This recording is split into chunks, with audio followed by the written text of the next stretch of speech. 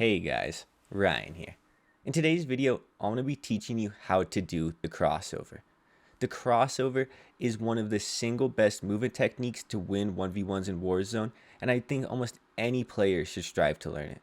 I'm going to be breaking this video into two parts. The first part is going to be teaching you how to do it, and the second part is going to be teaching you when to do it. I hope you guys enjoyed this video. You guys don't have to like, you don't have to subscribe, but it does really help out the channel, and I just want to say thank you guys for watching this video. So first things first, what even is the crossover? In essence, it is when you combine a slide cancel going one direction into a jump shot going the other direction.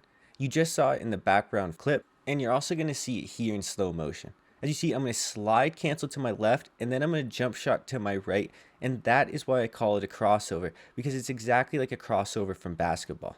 So this is going to lead me to my second part, how to do the crossover. Now, the key is really just going to be combining a slide cancel into a jump shot. And this is really going to depend on your controller scheme and your controller setup. The very first thing you need to know how to do is to be able to slide cancel. Without being able to slide cancel, there really isn't too much of a crossover aspect, and it really is not that good of a movement combo. So what you as a player need to focus on is entering a slide cancel and then instantly going into a jump shot the opposite direction. To practice this, I would really suggest doing a slide cancel, pausing and hesitating, and then doing a reverse jump shot. Practice that 3 to 5 times, get a feel for the movement, and then try and do it really fast. It's really easy to do around a corner, and that's one of the main ways I'd recommend practicing it. Go around, go in a place like this, somewhere where there's not a lot of people, slide out, and then do a jump shot going the reverse direction. So now that you understand what the crossover is, let's talk about when you want to use it and what it looks like when it's actually used in game. The main point of the crossover is to go one direction and then use a jump shot to go the complete opposite direction. I am doing a 360 and I have to switch guns while I'm being shot at. And because of my movement, I am able to win that 1v1 and win the entire game right there. Once again, in this clip, you're going to notice that it's really not as crazy as the last one, but it is still super effective and wins me a gunfight where I really almost had no chance to win it. I'm going to be down a plate here, and I'm still going to be able to win the gunfight because of the movement. He really has absolutely no chance, and when you watch it in slow motion, it literally seems like he has almost no chance to kill me here. When you watch this in slow motion, pay attention to where they are looking. When I first begin my slide cancel, this is where they are looking. Then I'm going to complete my slide cancel, and now I'm essentially beside them and out of their view. Then I'm going to complete the jump shot and look at where their aim is. In that entire clip, they were barely able to aim at me and track me because of how good the crossover is. If you just pay attention to where their aim is, it is super obvious why this is so good for people to do. If you're kind of struggling with the crossover, here are 3 tips to kind of help you master this. The first is understand that this is a 2-part combo and don't overthink it. It's really just a slide cancel into a jump shot. You don't even really have to do it the reverse direction. That's just oftentimes the best way to do it. As I said before, too many people overcomplicate it. All you're doing is a slide cancel into a jump shot. It's not one crazy movement thing that you do all at once. The second thing is practice makes perfect, and I really mean that. Until a slide cancel is just muscle memory, until you practice this a good bit, it's just going to be really hard to actually use it. And the third thing and the last thing is you have to understand when to use it and how to use it.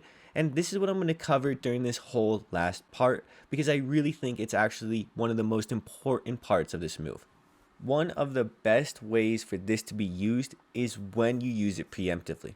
So after I get in a fight with this first person, I'm going to end up getting a really lucky kill on this kid from the side there. He's essentially going to kill himself with the combat arrow. But I'm going to see the ping above me and watch this. His teammate, I'm going to hear him jump down below me. I'm going to slide cancel into a jump shot out. The crossover is best used as either a reactive tool or something you're doing preemptively. And examples like this show why it's so good when you actually put thought into how to use it. I want you to focus on this one a lot because this is a prime example of how to use it preemptively. And after this, I'm going to show you an example of how to use it reactively. I knew the guy was there, and so I abused the angles, I abused cover, and I really left him almost no chance for him to kill me or to kill my teammate either. So this clip is going to feature 2 reactive crossovers. This is the first one.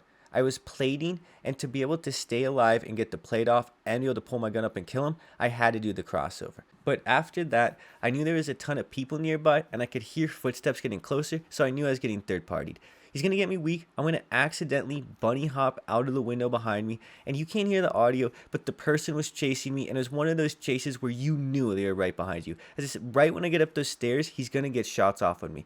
I'm running from this person, and as I'm trying to back up and get away, in the corner of my eye, I'm going to see someone there, and then I'm going to use the crossover to put the moves on that guy and stay alive when I had no business staying alive.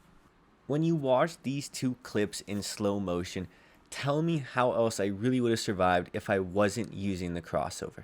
I had almost no plates by the time I was able to pull my gun up, and I was still able to kill him, partially because they were already weak, but partially and mainly because of the crossover. Look at my health here. I have 1 plate. I am not prepared for this guy to come around the corner at all. And the only chance I have to really live is to hit him with this little crossover. I slide cancel behind him, and then I do a jump shot to his right. And how was he going to be able to kill me there realistically? I will say, the crossover isn't a move that I use every single game. There's some days where I use it countless times in one game. There's some days where I don't even really use it that often. But it is one of the most crucial and most important movement skills I could recommend for any player to learn if they're actually looking to take their game to the next level. I think a lot of people are starting to get used to doing basic movements. They know how to slide cancel, they know how to jump shot, they know how to drop shot, but they're kind of looking to do a little more. And I think things like the crossover, bunny hops, the ride hop, and little things like that are the secrets to taking your game to the next level. As I said before, I think a lot of people are at a pretty good place with their movement, but they don't understand techniques like this and how they can really maximize their movement. When you watch some of the best players in the game, these are the movement techniques they are utilizing and maximizing to pull off these crazy clips and get super high kill games. I'm going to have a video coming out here pretty soon, which is going to cover all of these crazy advanced movement techniques and how to do them if you don't have paddles or play a claw. I know for a lot of people, it's not even realistic to do this if they don't have paddles and they're not using claw, but that is something I plan to cover in future videos. I didn't include it in this one because I'm still trying to figure out the best way, and I think it's going to take a little bit getting used to, and I want to make sure that I really give the video justice. Anyways, guys, it's been Ryan. I hope you enjoyed this video. I hope you have a good day. Peace.